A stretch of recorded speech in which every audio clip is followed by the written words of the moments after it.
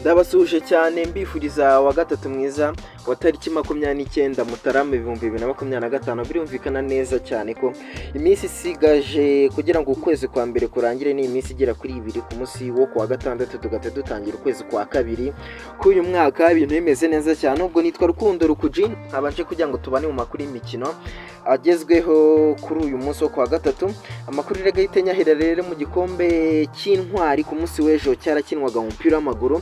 Iki gikombe cy'intwari kiri guterwa inkunga cyangwa se cyateguwe n'urwego rushinzwe intwari z'igihugu, imidari ndetse n'impeta by'ishime. Iki ngiki kizwi nka Cheno, bari gufatanya kandi na Minisiteri ya Siporo hano mu Rwanda, utibagiwe n'ishyirahamwe ry'umupira w'amaguru hano mu Rwanda Ferwafa. Ubwo rero umupira w'amaguru ejo hari imikino ibiri yabaye ku isaha saa 9 kuri Kigali Pele Stadium. Ikipe ya APR Football Club yatsinze ikipe ya AS Kigali ibitego 2 byose ku busa. Ikipe ya APR yatsindiwe n'itwa Denis Omedi kuri penalty ku ikosa. Umusifuzi witwa Ngabonziza Jean Paul yavuze ko witwa Akayezu Jean Bosco yakoze umupira nyuma yo kwitwara mini bayara yateye shoti, umupira ugakora ku gituza, umusifuzi akibeshya akemeza ko ari penalty. Ubwo rero yahise n'umugande Denis Omedi atsinda igitego cya mbere hari ku munota 59. Ubwo ngubwo APR FC yagomeza irakina, hanyuma ku munota 81 uwitwa Dushimimana Olivier Muzungu azamukana umupira kwande rw'ibumoso, hanyuma uwitwa Benedata Janvier Jija mukorera ikosa, umusifuzi atanga ku frayisi iterwa neza cyane na Nibizi Ramadani, birangira ahise ayishyira mu rushundura ari igitego cya kabiri APR. Umukino uza no kurangira nyine ari ibitego 2 bya APR gusa bwa AS Kigali. Ariko muri uwo mukino nyine urumva umusifuzi Ngabonziza Jean Paul yakozemo amakosa atanga penalty ya APR, kandi itariho mu by'ukuri. Abantu babashije kureba umupira babashije kubona ko yibeshye cyangwa se wenda yaba yabikoze nkana, ariko igihari nuko itari penalty. Ubwo nuko rero umukino waje kugenda, ubwa APR bayerekeje ku mukino wa nyuma. Itegereza umukino wahise ukurikira wahuje Police na Rayon Sport. Uyu nguyu nawo minota 90 n'indi y'inyongera yarangiye ari igitego 1-1, kuko Rayon Sport niyo yabanje igitego cyatsinzwe na Iraguha Haji kuri assist y'umuzamu Kadime Ndiaye. Habaho amakosa y'uwitwa Christian Gishimwe agongana n'umuzamu Pacifique, birangira Haji Iraguha hateretsemo igitego cya mbere cy'ikipe Rayon Sport.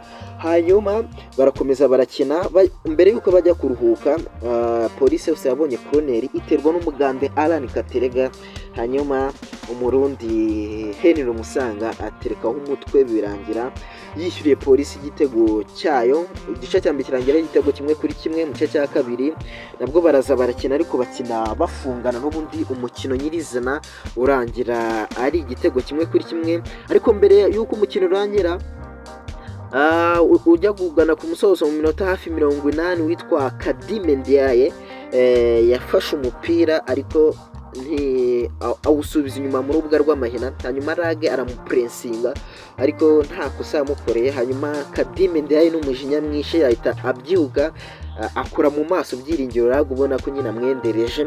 Hanyuma umusifuzi Sayimana Celestin nawe ahita abikora neza cyane, ahita afata icyemezo gikwiye, ahita amwereka ikarita y'umutuku, ahita asohoka mu kibuga hinjiramo bikuri yo pasi ya nk'umuzamu wa kabiri gusimbura nyine wa Kadime Ndiaye. Ubwo ngo iko byaje kugenda byahise bituma nyine Rayon Sport ikina ari abakinnyi 10, bakina niyo minota mike yari isigaye kugira ngo umukino urangire ari abakinnyi 10. Ubwo nuko byaje guhita bigenda rero, bahita berekeza muri penalty shootout, birangira Police ikuyemo Rayon Sport kuri penalty 3 zose kuri imwe. Rayon Sport witwa Mari Nyinga yahushije penalty, Yusudianye penalty nawe arayihusha, ndetse na Aziz Basane nawe ahusha penalty, mu gihe Police yo penalty yahushije n'imwe yahushijwe na Hakizimana Majiri yari yateye ya mbere.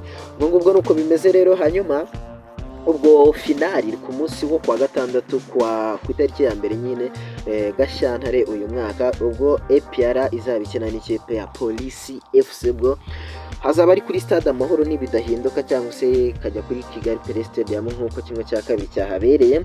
Hanyuma ubwo reka mve muri football, hanyuma nerekeze muri volleyball. Nabwo bazaba bakina nyine Peace Cup nako Heroes Tournament. uko biteye ku munsi wo kuwa gatanu ubwo bazatangira mu bagabo. Polisi Volleyball Club izakina na KVC ni Kigali Volleyball Club, bazakina muri Petit Stade ku isaha y'isa 10. hanyuma nanone kuri iyo saha ariko muri NPC Gymnase ya NPC Kepler Volleyball Club izakina na IPRC Ngoma. hanyuma ku isaha y'isa 1 rero muri Petit Stade APR Volleyball Club izakina na Gisagara Volleyball Club. hanyuma nanone kuri iyo saha ariko muri NPC Rege Volleyball Club ikina na East African University Volleyball Club, aho ni mu bagabo. hanyuma mu bari n'abategarugori bazakinamo ku wa gatandatu tipe ya Police Women Volleyball Club izakina na IPRC Huye, bazakina ku isaha y'isa 3 za mu gitondo, bakina muri Petit Stade. nanone kuri iyo saha ariko muri NPC Rwanda Revenue Authority ikina na East African University of Rwanda, naho ubwo nyine ni y'abadamu birumvikana. hanyuma ku isaha y'isa 5 APR Women Volleyball Club ikina na Ruhango Women Volleyball Club bwazaba kuri ku isaha y'isa 5 muri NPC. hanyuma umukino uzaba usoza kuri uyu munsi uzabira muri Petit Stade ku isaha y'isa 5 Kepler Women Volleyball Club ikina na Wisdom Women Volleyball Club. nuko nguko ibintu bizaba bimeze hariya muri Petit Stade no muri NPC. ubwo ni imikino nayo igikombe cy'intwari muri volleyball.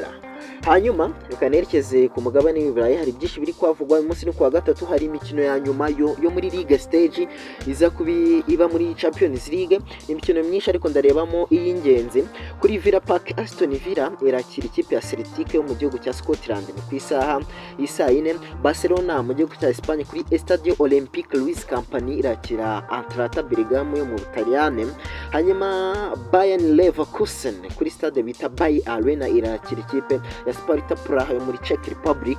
hanyuma ikipe ya Bayern Munich kuri Allianz Arena irakira ikipe ya Slovan Bratislava yo muri Slovakia. hanyuma Borussia Dortmund kuri Signal Iduna Park irakira Shakhtar Donetsk yo muri Ukraine, nabwo ni kuri yo saa y'isa 4. mu gihe kandi ekipe bita Brest yo mu gihugu cy'Ubufaransa kuri stade bita Stade Francis Lebrun irakira ikipe ya Real Madrid. hanyuma Dinamo Zagreb yo mu gihugu cya Croatia kuri stade bita Maxim Luis Stadium irakira ekipe ya AC Milan yo mu gihugu cy'Ubutaliyani. hanyuma izindi match zihari Girona kuri Estadio Montalivi irakira ikipe ya Arsenal ni kuri iyo saha. nabwo Manchester City rero mu Bwongereza kuri Etihad Stadium irakira Club Brugge yo mu gihugu cy'Ububirigi. niyo mikino igiye ikomakomeye iri kuri uyu munsi muri UEFA Champions League. wenda n'indi irahari ariko iyi niyo y'ingenzi irimo. kandi icyo mwamenya nuko muri iyi mikino ya UEFA Champions League nyine ni isoza icyo bita League Stage cyasimbuye Group Stage cyavuyeho. hanyuma amakipe 8 ya mbere ahita abona tike y'ako kanya kwerekeza muri kimwe cy'umunani kirangiza. hanyuma andi 8 kugira ngo azuzure 16 azava hagati y'ikipe ya 9 kugera ku ya 24. ahangaho bazakora playoff cyangwa se bazakora nyine imikino ya kamaramaka kugira ngo bahurahure hagati yabo, kuko azaba ari amakipe 16 uhereye ku ya 9 kugera ku ya 24 bishakamo nabo andi 8 agomba gusanga ya andi 8 nyine yabonye tike direct yuko ari yayoboye urutonde ari mu myanya 8 ya mbere. ubwo ngubwo atubitegereze turebe. hanyuma guhera kuri 24 kugera kuri 25 kugera kuri 36 yo yazahita cishene ahita taha burundu bidasubirwaho. ubwo nuko imeze muri UEFA Champions League. hanyuma izindi nkuru ngiye gusorezaho, witwa Hansi Flick n'umutoza wa FC Barcelona akomoka mu gihugu cy'Ubudage aragira ati shampiyona ya Espagne La Liga niyo ni ingenzi ariko na UEFA Champions League ni ngombwa. ubwo rero byose bikunze twabitwara kuko birakenewe. hanyuma rikasoreze muri Arsenal umukinnyi wabo bita Lewis Kelly, uyu nguyu uherekwa kwerekwa ikarita y'umutuku n'umusifuzi bita Marco Oliver, hari ku mukino ikipe ya Arsenal atsinzemo Wolverhampton Wanderers igitego 1-0 bakinaga kuri stade Molineux Stadium. byaje kurangira nyine yeretswe ikarita y'umutuku. hanyuma ariko Arsenal yaje guhita ijuririra iki cyemezo. hanyuma FA nk'ishyirahamwe ry'umupira w'amaguru hariya mu gihugu cy'Ubwongereza cyemeje ko uyu Lewis Kelly ikarita y'umutuku yahawe itariyo, akaba rero yavanyweho. ubu ngubu bivuze ko match 3 ari kuzasiba, agomba kuba ahabaye cyane. ubwo na match ya Man City kwa gatandatu birashoboka ko uyu mukinnyi yagaragara kuri uyu mukino mu gihe yaba agiriwe icyizere. ubwo nuko bimeze rero kuri Arsenal n'umukinnyi wabo Lewis Kelly ukina inyuma ku ruhande rw'ibumoso. ubwo ngubwo giye reka mbashimire cyane, mbifurize kugira uwa gatatu mwiza. ubwo ngubwo reka tuzabonane mu biganiro bindi biri imbere by'imikino. ubwo ngubwo mbifurize kugira ibihe byiza. Nari Rukuji, Imana ibarinde, bye bye.